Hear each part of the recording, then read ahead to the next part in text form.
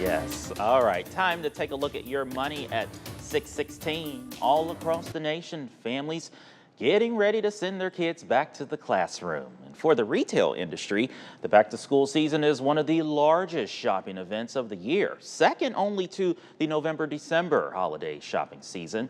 According to the National Retail Federation, American families will spend a combined $125.4 billion this season on electronics, clothing, and other school-related supplies. And with all of this, financial advisor Mark Gravicheski is joining us now on Zoom to break it all down for us. Good morning, Mark.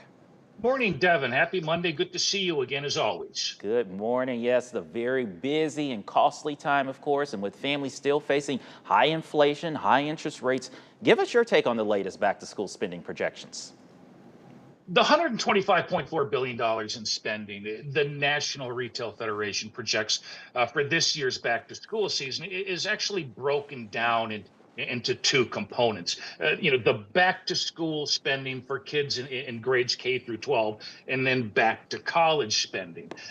This year, American families are expected to spend, about $38.8 billion on back to school items for their K through 12 kids. That's down, Devin, about 6.5% from last year. On average, each family will spend about $875 on their K through 12 kids for, clothing and electronics and other back to school essentials.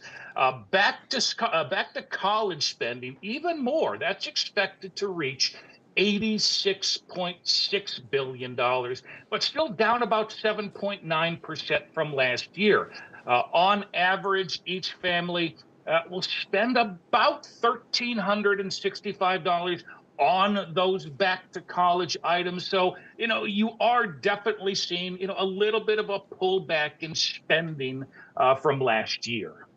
So what are some of the shopping trends that we're seeing this season? Also, what advice do you have for families who may have not started their shopping just yet?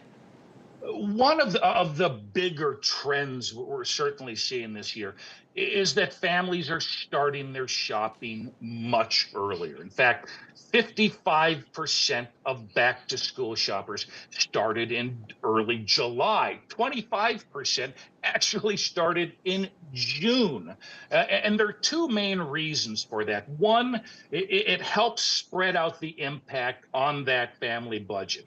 And second, Devin, it allows families to kind of capture those big deals and discounts that are typically offered, say, over the July 4th holiday or Prime Day, which was just a little over a month ago, to really save some money. But look, even if you haven't started your back to school shopping yet, there are still a lot of discounts to be had if you look for them.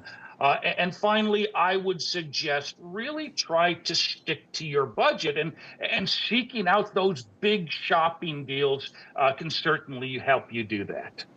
All right. Well, finally, I want to quickly pivot to the stock market. And just a few weeks ago, we saw this big sell-off in the stock market. But last week, the S&P 500 gained almost 4%, its best weekly performance of 2024. Why this sudden turnaround in the stock market? Well, as we spoke about the other week, there's this kind of a changing narrative, so to speak, on the state of the U.S. economy. We now expect it to significantly weaken in the second half of the year, but we don't know the extent of that severity. Will we get a severe recession? Will we get a mild recession? Will the economy remain just strong enough to actually avoid a recession? Nobody knows that answer yet. So as more and more economic data comes out, Wall Street is trying to provide some clarity to that very, very cloudy economic outlook. And Wall Street is simply reacting to this good news, bad news on that latest data that's released. And that good news, bad news is causing these big up and down swings in the stock market. And unfortunately for you home investors out there, I do think it's going to take some time for Wall Street to get that clarity it's seeking on the economic outlook. Yeah, so many people are watching it. So thank you so much, Mark, for your expertise, and we'll see you next Monday.